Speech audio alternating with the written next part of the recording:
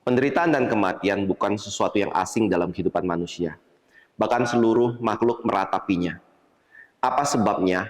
Alkitab berkata, sebabnya adalah karena manusia sudah jatuh dalam dosa, dan dosa mengakibatkan manusia mengalami penderitaan dan kematian tersebut. Sebentar lagi kita akan merayakan atau memperingati hari Paskah, yaitu hari di mana Yesus Kristus bangkit dari kematian. Adakah hubungan antara Paskah dengan penderitaan dan kematian yang dialami oleh manusia? Di dalam Yohanes 12 ayat 27, Yesus berkata, "Sekarang jiwaku terharu, dan apakah yang akan kukatakan?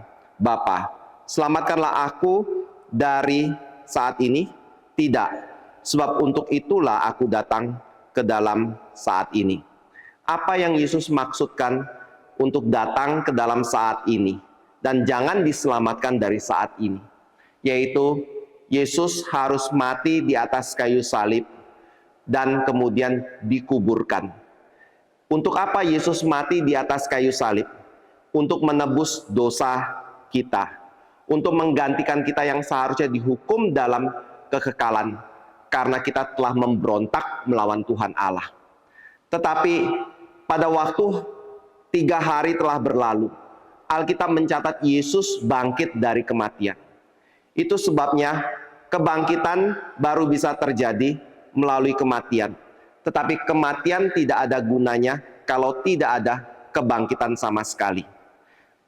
Kita bisa melihat sampai hari ini ada tempat-tempat di mana para pemimpin agama dikuburkan atau makamnya. Sebabnya karena apa? Mereka tidak pernah bangkit dari kematian. Tetapi pada waktu kita melihat kepada Kristus, lalu kita bertanya kepada orang Kristen, di manakah makam Kristus berada? Orang Kristen tidak mempedulikannya.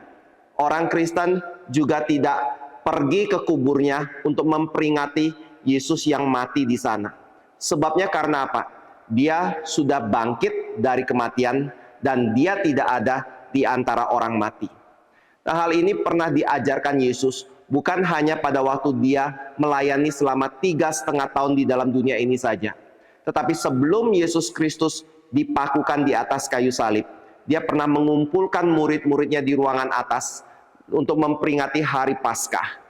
Paskah orang Yahudi di mana mereka menyembelih domba, memakan domba itu, dan juga memakan sayuran pahit.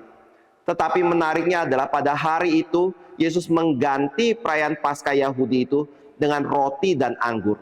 Yesus berkata, roti ini adalah lambang dari tubuhku yang dipecah-pecahkan bagimu.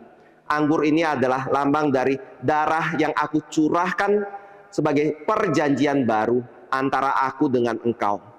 Dan Yesus kemudian berkata, lakukanlah ini sebagai satu peringatan akan aku. Sampai kapan? Sampai Yesus datang kedua kalinya. Karena Yesus berkata, aku tidak akan lagi minum cawan ini dan makan roti itu sebelum engkau dikumpulkan bersama-sama aku di dalam sorga. Itu sebabnya pada waktu kita memperingati hari Paskah, Paskah menjadi hari yang penting dalam kehidupan orang-orang Kristen. Karena pada waktu Yesus bangkit dari kematian, itu menyatakan bahwa dia menang atas dosa. Dia menang atas kuasa maut. Dia menang atas kuasa iblis. Dan di dalam Yesus yang bangkit dari kematian itu, menyatakan ada hidup yang kekal. Karena Yesus sudah bangkit dari kematian.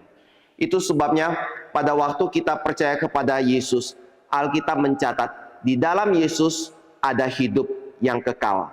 Di dalam Yesus ada pengharapan. Pada kesempatan ini, saya mau mengundang Bapak Ibu Saudara untuk dapat menghadiri KKR Kebaktian Paskah yang akan diadakan pada tanggal 21 April 2025 pukul 6 sore. Adapun judul atau tema dari KKR ini adalah Kebangkitan Kristus yang Membangkitkan. Mari Bapak Ibu, ajak saudara-saudara, ajak teman, ajak keluarga untuk bisa menghadiri kebaktian KKR Paskah ini.